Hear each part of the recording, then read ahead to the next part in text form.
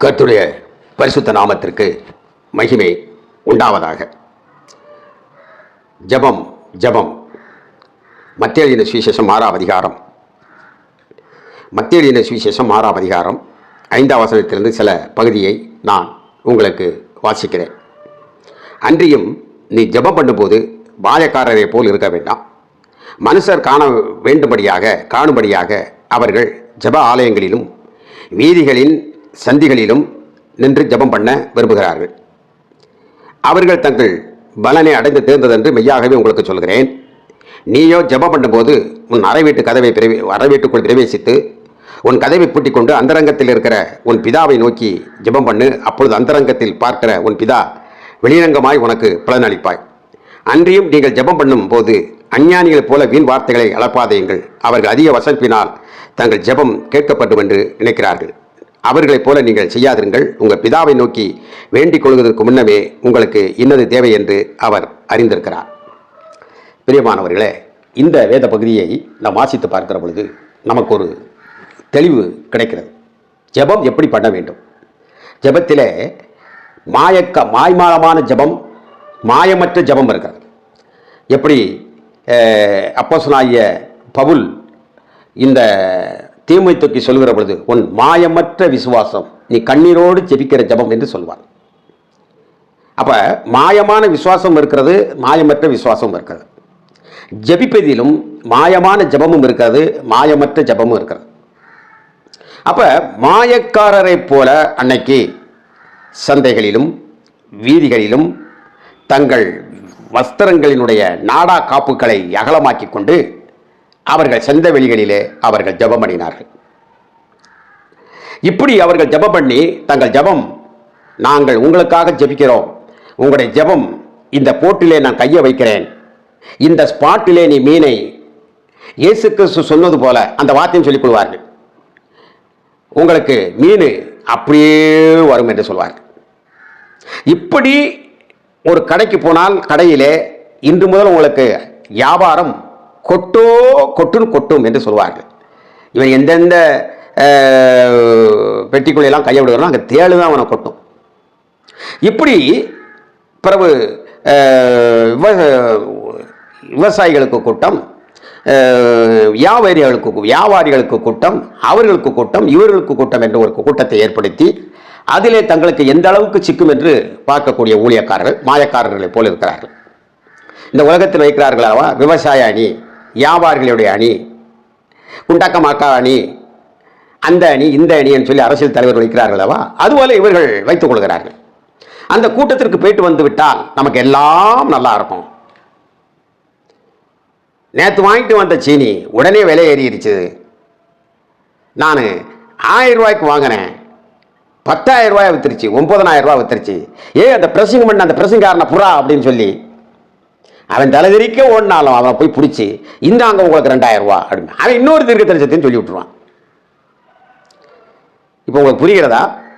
திடீரென விலை உயர்ந்திருந்தால் நியாயப்படி அது பதுக்கல் மூலமாக உயர்கிறது. நியாயப்படி நமக்கு போதும் என்கின்ற மனதோடு கூடிய தேவ பக்தியிலே பய உணர்வோடு நான் இவ்வளவுக்குத்தான் வாங்கினேன், நான் கர்த்தரை நம்பி ஜீவிக்கிற காரணத்தினாலே இதை நான் இப்படி கொடுக்கிறேன், எனக்கு ஒரு கமிஷனை வைத்துக்கொண்டு என்று நீ கொடுத்தால் நீ உண்மையாக கர்த்தரை ஏற்றுக்கொண்டு அவருடைய கிரியையை செய்கிறாய். இல்லை என்றால் உலகத்தானை போல உள் பதுக்கடி வேலையை செய்கின்ற மாய்மாலக்காரன். அப்ப இந்த ஜெபமானது ஜெபிக்கக்கூடிய ஊழியர்களால் அநேக மாய்மாலமான விசுவாசிகளை உருவாக்குவதற்கு ஏதுவாக ஜெபித்து விடுகிறார்கள். இந்த மாய்மால ஜெபத்தை நான் உங்களுக்கு சொல்வேன் என்றால் உங்களுக்கு சற்று வருத்தமாக இருக்கும். மாய்மாலமான ஜெபத்தை நான் உங்களுக்கு சொல்லுகிறேன் பாருங்கள். உபாகமம் புஸ்தகம் 28 என்று நினைக்கிறேன். மோசே தன்னுடைய ஊழிய காலங்களை முடிக்கின்ற பொழுது யோசுவாவினிடத்தில் கொடுக்க போவதற்கு முன்பதாக அவர் சொல்லுகிற காரியத்தை சொல்லுகிறார். இன்று 28ஆம் அதிகாரம், இன்று நான் உனக்கு விதிக்கிற உன் தேவனாய கர்த்தருடைய கட்டளைகளின்படியெல்லாம் நீ செய்ய கவனமாய் இருக்கும்படிக்கு அவர் சத்தியத்திற்கு உண்மையாய் கொடுப்பானால் உன் தேவனாய கர்த்தர் பூமியில் உள்ள சகல சாதிகளை பார்க்கிலும் உன்னை மேன்மையாக வைப்பார். அப்படின்னு சொல்லிட்டு, நீ பட்டத்தில் ஆஸ்வதிக்கப்பட்டிருப்பாய், உன் கற்பத்திலே நீ ஆஸ்வதிக்கப்பட்டிருக்கும், உன் கூடை மாய்ப்பு செய்கிற இது ஆஸ்வதிக்கப்பட்டிருக்கும், நீ வருகையில் ஆஸ்வதிக்கப்பட்டிருப்பாய், உனக்கு விரோதமாக எழும்புகிற பகைவர்கள் ஒரு வழியாக அவர்கள் 7 வழியாக ஓடி போவார்கள். இப்படி மிக அழகாக அந்த காரியத்தை சொல்லி அந்த வீட்டை ஆசீர்வதித்து, அதாவது ஒரு கிணறு வெட்ட போக போதோ, ஒரு கல்யாணத்துக்கு ஒரு பந்தல் நடப்போகிறதோ, அல்லது இதை செய்ய போகிறது, ஏதாவது ஒரு காரியம் செய்ய போனால் இவ்வளோ காரியத்தை உன்னிடத்தில் சொல்லிவிடுவார்கள். ஆனால் இந்த அதிகாரத்தை முழுவதும் படிக்க வேண்டும் அல்லவா? கர்த்தர் இந்த அளவுக்கு உங்களை ஆசீர்வதிக்கன்னு சொல்லியிருக்காரப்பா. ஆனால் நீ இதை விட்டு நீ விலகிவிட்டால் பாருங்க என்ன சொல்கிறார். அந்த வசனத்தை ஆரம்பிக்கிற பொழுது, உனக்கு விரோதமாக எழும்பும் உன் சத்துருக்கள் கர்த்தர் உன் முன்பாக முறியடிக்கப்படும்படி ஒப்பு கொடுப்பார். நீ தேசமெங்கும் உன்னுடைய வாசல்கள் தோறும் உன்னை முற்றுகை பாருங்கள்.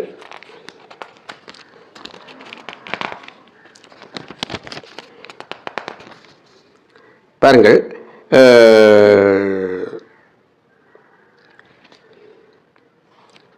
அப்போ இந்த இடத்துல மிக தெளிவாக அவர் திட்டமாக கொடுக்கக்கூடிய இந்த பாடமானது, உன் சத்துருக்கள் உன்னை முற்றுகை போட்டு நெருக்கும் காலத்தில் இப்படிலாம் சொல்லிவிட்டு அவர் சொல்லுகிறார்,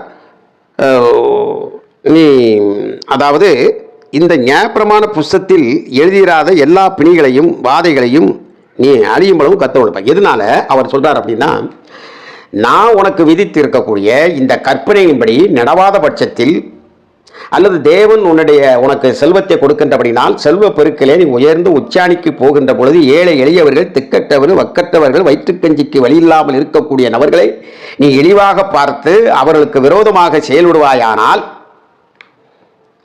என்று சொல்லிவிட்டு 7 ஆசீர்வாதம் சொன்னால் 18 ஆசீர்வாதம் சொன்னால் 18 சாபத்தை அங்கே எடுத்துரைக்கிறார். இதை அவர்கள் வாசிப்பார்களா? வாசிக்க மாட்டார்கள். வாசித்தா காணிக்க கொடுக்க மாட்டான். தைரியமாக சொல்லுகிறேன். ஒரு போதகர் என்னோடு வந்தார். ஒரு பெண் தீயில் வைத்துக் கொண்டு தன்னை செத்து போய்விட்டது. அது ஒரு கிறிஸ்தவ குடும்பம். அப்படி செத்து போன உடனே அங்கே போஸ்ட் மாஸ்டம் பண்ணுகிறார்கள், கொண்டு வருகிறார்கள். கொண்டு வந்து முதல் நாள் இறந்து விடுகிறது, 2ஆம் நாள் போஸ்ட் மாஸ்டம் பண்ணிவிட்டார்கள். அன்றைக்கு இரவிலே எரித்து விடுகிறார்கள். 3ஆவது நாள் ஆறுதல் ஜப கூட்டம் என்று வைத்து விட்டார்கள். கோழிக்கறி, இந்த பிராயல் கோழிக்கறியை எடுத்துக்கொண்டு வந்தார்கள். அதை அவன் சரியாக வேக வைக்காமல் பொங்கி வச்சுட்டான். உண்மையை சொல்கிறேன், நீங்கள் நம்புகிறீர்களோ நம்பவில்லையோ, இது புதுமடத்தில் நடந்த ஒரு நிகழ்வு. வேணால் நீங்கள் விசாரித்துக் கொள்ளலாம். அந்த சுடுகாட்டிற்கும் அந்த எரித்தார்கள் அல்லவா, அதற்கும் இதற்கும் ஒரு 100 அடி தூரம் தான் இருக்கும். இதில் என்னவென்றால், அப்பொழுதுதான் அதை ஆற்றி கொண்டிருக்கிறார்கள் மறுநாள். அப்ப அந்த தீத்தகனத்தை ஆற்றுகின்ற பொழுது அந்த வாடை எழும்பும் அல்லவா. இங்கே ஜபக்கூட்டம் முடிந்தவுடனே இங்கே விருந்து நடக்கிறது. அந்த வாடையும் இந்த வாடையும் மிக்ஸ் ஆகி வருகிறது. இது எந்த மனிதனும் கண்டுபிடிக்கவில்லை. ஏன் என்றால், நான் சற்று ஒரு கோபத்தோடு மன வருத்தத்தோடு வென்று கொண்டிருந்தபடினால் அதை என்னால் கண்டுபிடிக்க முடிந்தது. இந்த போதகர் சொன்னார், இவரோ தீக்குளித்து செத்திருக்கிறாள், நன்றாக தெரிந்து கொள்ளுங்கள். இப்படி செத்தால் நீங்கள் பாதாளத்துக்கு போக வேண்டியது இருக்கும். ஒரு உயிரை கொலை செய்வது போல தன் உயிரையும் கொலை செய்து கொள்ளக்கூடாது. இது பெரிய தவறு என்று கண்டித்துரைத்திருக்க வேண்டும். இனி ஒரு காரியம் நடக்கக்கூடாது என்று. ஆனால் இவர் சொன்ன ஜெபத்தை சொல்கிறேன். ஆண்டவரே, நீர் எனக்கு கொடுத்திருக்கக்கூடிய இந்த வரத்தின்படி, எனக்கு கொடுத்திருக்கிற அங்கீகாரத்தின்படி, இந்த மகள், தீக்குளித்த மகள், தெருக்களிலே பேயாகவோ பிசாசாகவோ மற்றவர்களை பயமுறுத்துகிறவர்களாகவோ சுற்றி தெரியாமல் நீர் உமது வலது பார்சத்தில் அவளை வைத்துக் கொள்ளும்படி நான் வேண்டிக் கொள்ளுகிறேன் அப்படின்னு சொல்லும்போது எல்லாரும் நடந்தாங்க. இதெல்லாம் கவனமாக கேளுங்க. இது எவ்வளவு கோமாளித்தனமாகவும் எவ்வளவு உள்ளடக்கிய வஞ்சகமான நஞ்சகமான நஞ்சி விதைத்த ஜபமாக இருந்தது. அதனாலே நான் வெறுப்புணர்வில் இருந்தேன். நான் அதை சாப்பிடவும் செய்யவில்லை. அந்த பிள்ளை மாமிசம் போல் இருக்கிறது. ஆனால் இவரோ மூக்கு பிடிக்க தின்றுவிட்டு அவர்கள் கொடுக்கின்ற காணிக்கை வாங்கி வந்து விட்டார். இதற்கு நீங்கள் என்ன பதில் சொல்ல போகிறீர்கள் என்று நான் கேட்கிறேன். இதை கேட்டுக்கொண்டிருக்கக்கூடியவர்களே, நீங்கள் பிரசங்கிக்கக்கூடியது நீங்கள் பேசக்கூடியது வேத வசனத்திலிருந்து எள்முனை அளவு நீங்கள் நவண்டான். நீங்கள் தான் அந்தி கிறிஸ்து, நீங்கள் தான் கள்ளப்போதகன், நயவஞ்சகன். விசுவாசிகளை அடிமைத்தனத்தில் வைத்து அவர்களை நரகத்துக்கு அனுப்புகின்ற கள்ள ஆட்டுக்குட்டி, நீங்கள் கள்ள வைப்பன் என்பதை நான் எச்சரிக்கையோடு சொல்கிறேன், மறந்துவிடக்கூடாது. ஆகவே இந்த ஜெபங்களை எவ்வளவு ஒரு மாய்மாலமாக ஜெபிக்கிறார்கள். உள்ளொன்று வைத்துக்கொண்டு வெளியே உதட்டினாலே பேசுவார்கள், உள்ளத்தில் வேறு மாதிரி இருக்கும். ஒரு வீட்டுக்குள் போய் ஒரு கடிகாரம் தொங்குது என்று சொன்னால் ஆஹா ஓஹோ பிபி டும் டும் எவ்வளவு அழகா இருக்கு இந்த கடிகாரம், எங்க வாங்கினிய, எப்போ இருக்கு அப்படின்னு சொல்லும் போது இந்த ஊழியக்காரன் மேல கொஞ்சம் அன்பு இருந்தா அவன் இந்த கடிகாரத்தை கட்டி கொடுத்துருவேன். அதுக்குத்தான் உள்ளத்தில் வச்சுக்கிட்டு இதை சொல்றது. அதுக்கு பிறகு ஆண்டவரே இந்த கடிகாரத்தை கொடுத்தவர் ஆசீர்வதியும், உனக்கு எதுக்கு இச்சை இங்க வந்து இந்த கடிகாரம் எங்க வாங்கிய பிரதர், அவ்வளவுதான். அதையே நீ புகழ்ற, நீ தேவனை புகழ வேண்டிய இடத்துல ஏன் அதை புகழ்ந்து கொண்டு இருக்கிற? அது மேல நீ இச்சை வச்சிருக்கிறதுனால அவன் கலத்தி கொடுத்துருவான். இதெல்லாம் சைக்காலஜா இருக்கிறவங்களுக்கு தான் தெரியும். ஆஹா, சில பேர் வெறுப்பா இருந்தாலும் இந்த கோமாளி பே ஊழியக்காரன் கேட்கறதுக்கு தான் இவ்வளவு தூரம் பண்றான், அல்லது நம்மளை சவிச்சு விட்டுட்டு போயிடுவாங்க. சில பேர் அந்நிய வாசல் கடப்பட கடப்பட பேசி போவாங்களா, என்கிட்டே சொல்லியிருக்காங்க, ஐயா நீங்க வாங்க, அவரை வர வேண்டாம். ஏற்கனவே நாங்கள் பல வியாதிகளில் பல பிசாசுடைய சிக்கல் எதிர்க்கோம், இவர் ஏதும் ஏவிட்டு போயிடக்கூடாது.